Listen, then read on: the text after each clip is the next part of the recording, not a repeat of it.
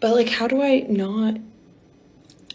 I don't know. Someone tell me, please. Like, what does a romantic feeling feel like? And like, how do you know if you're like romantically attracted to someone? Like, maybe I've never felt it. Yo, what is going on, guys? Got a clip for you here today, actually a few of them, of just modern women showing how delusional they are when it comes to dating. These are absolutely ridiculous. Compliments of Locke the Bounty Hunter. Let's jump right into it. I say I don't settle. I mean, 2 years ago after my breakup, I created a list of 46 items that my future partner has to check off.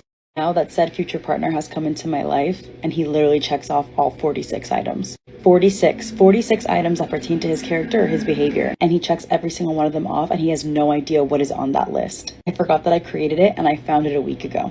And I went through all of the items, and I was like, oh my gosh, the person that I'm with right now literally checks off every single one of them. If I have brought that up to anybody, that my list is 46 items, they're like, 46? Don't you think it's a little much? They will sit there and they will tell me that I'm crazy and that I'm kind of shooting for the stars here. And that's exactly what I did. Yes, I was aiming as high as I possibly could because I did not want to deal with anything under the bare minimum. If I had listened to those people that told me that I'm aiming way too high, then I wouldn't have found the person that I'm with now. And so I'm very proud of myself for staying true to what I wanted.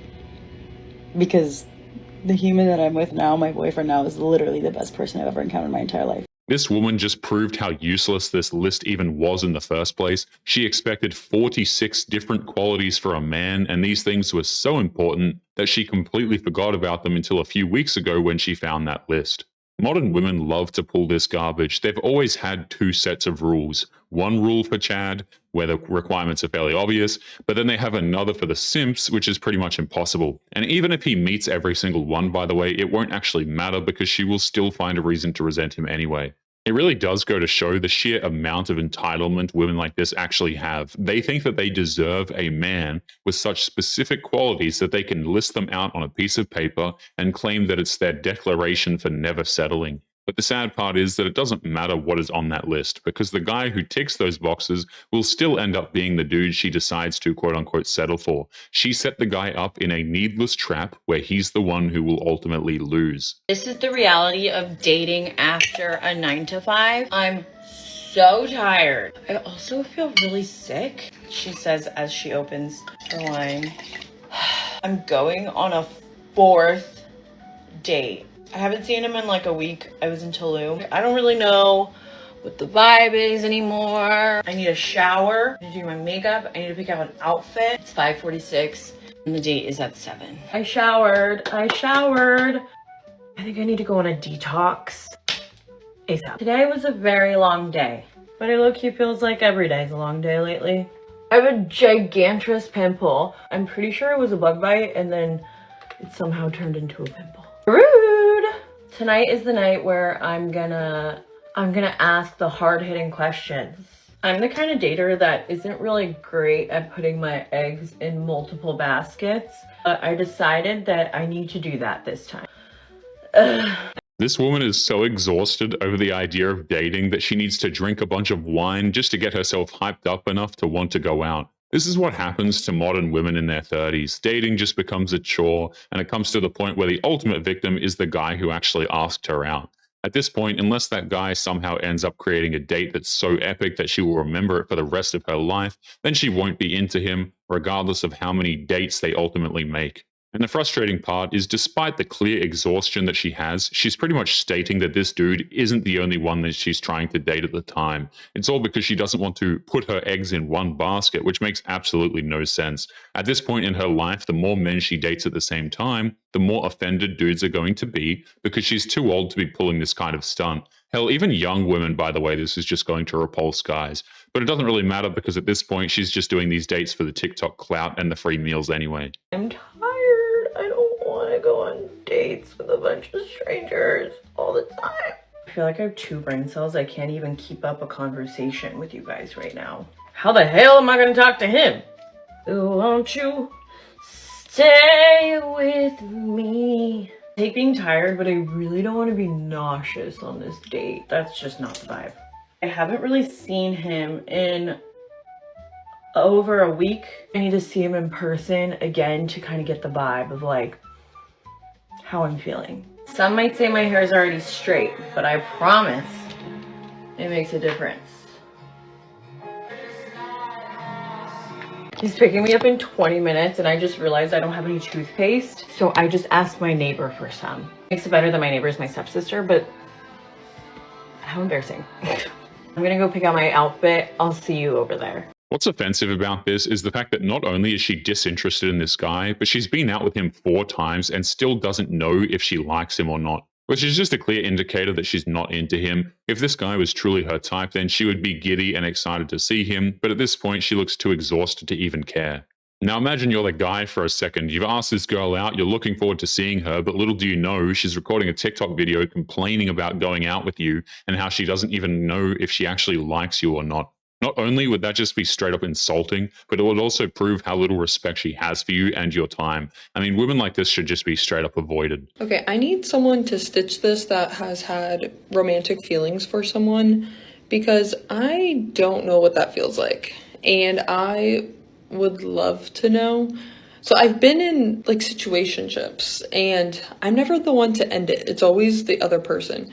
But I always have like anxiety or like anxiousness around it. So I feel like my body knows that it's not right, but instead I like keep trying with it and like keep going. But I'm not the one to ever end it. Like, and I don't know, like I just never, I'm like, okay, like no, like we'll give it another go. We'll see if it's that. But like why can't I just end it? Like I feel like that would just be easier, because I do feel like I know inherently. But then at the same time, I'm constantly like, no, like maybe we just need to give it another shot. The closest thing to a relationship this woman has ever experienced, let's be real, is just countless situationships. She has hooked up with dudes who were out of her league and had no problem keeping things going because they were getting low-effort bedroom fun. And this is what happens to these women when they take part in these situationships. It leaves them emotionally broken and they cannot connect with another person because they've caused too much damage to their minds. It comes to the point where even if they do meet good men, they won't be able to do anything with it because any emotions they do feel will fill them with anxiety. So they end up going back to what they know, which is hooking up with dudes and hoping that they'll do the same thing and expecting a different result. It just goes to show that hookups and situationships are the very definition of insanity for modern women. But then other people, they're just like, no, I don't have any romantic feelings. And that's fine. But like, I guess maybe it's because I've never felt them that I don't know what it would be like if I did have it, and then that way I could end it. But since I don't know what it feels like, I'm like, oh, maybe I just gotta keep on going, you know?